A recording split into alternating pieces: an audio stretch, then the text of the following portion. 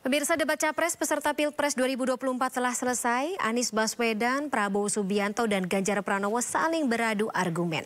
Dalam debat semalam, Capres nomor urut 3 Ganjar Pranowo tampil dengan berbagai data pertahanan Indonesia. Debat sengit dalam debat Capres yang terjadi antara ketiga Capres ini terjadi saat berargumen terkait data capaian dalam Kementerian Pertahanan. Dalam hal ini Ganjar menilai Prabowo tidak menjawab pertanyaan yang diberikannya. Sementara menurut Deputi 5.0 Andi Wijayanto, Ganjar mampu menjelaskan kematangan perencanaan dan komitmen dalam eksekusi kebijakan pertahanan. Ganjar benar-benar bertanya, di masa pemerintahan Pak Jokowi, waktu Menahan Pariamisat, senjata apa saja yang sudah datang, dibeli dan sudah datang. Di masa Pak Prabowo, senjata apa saja yang sudah dibeli dan sudah datang.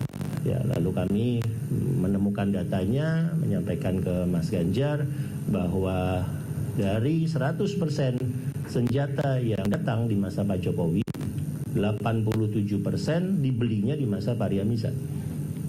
Ya, sisanya yang 13% datangnya di masa Pak Prabowo. Yang datang di masa Pak Prabowo yang dibeli, dipesan dan kemudian datang di masa Pak Prabowo 3. Yang pertama adalah Bushmaster.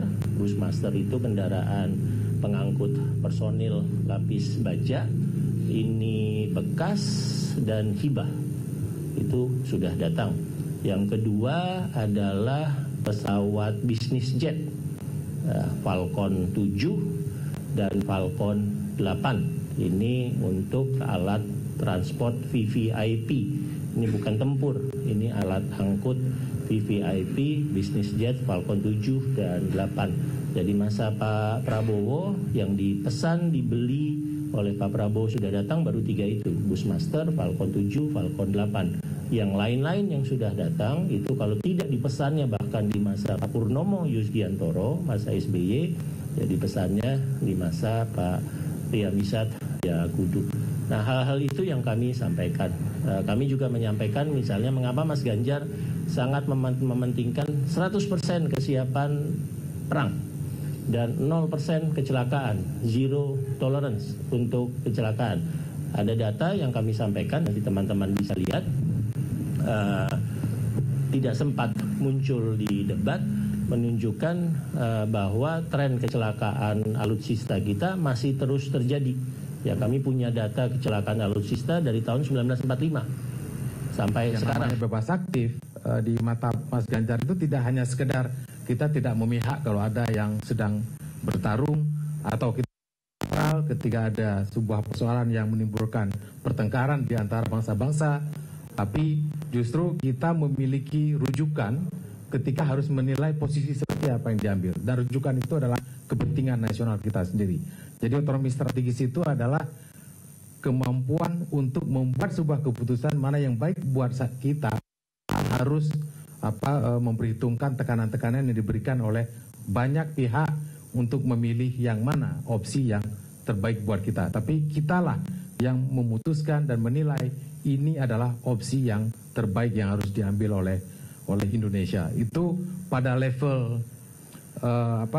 strategi rayanya ya, redefinisi prinsip bebas aktif.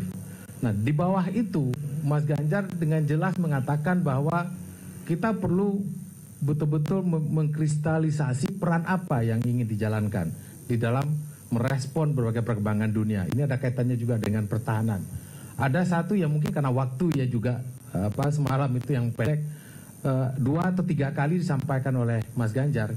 Indonesia itu perlu memposisikan dirinya sebagai garda samudra ataupun the guardian of the sea. Jadi kita melihat sebagai negara kepulauan, sebagai negara maritim, kita punya tanggung jawab dan juga kewajiban untuk memastikan satu laut di sekitar kita atau di antara di sebelah kiri dan sebelah kanan Indonesia dan juga di sebelah bawah ada 3 samudra ya yang melingkari Indonesia, Pasifik, kemudian India dan Samudra Indonesia.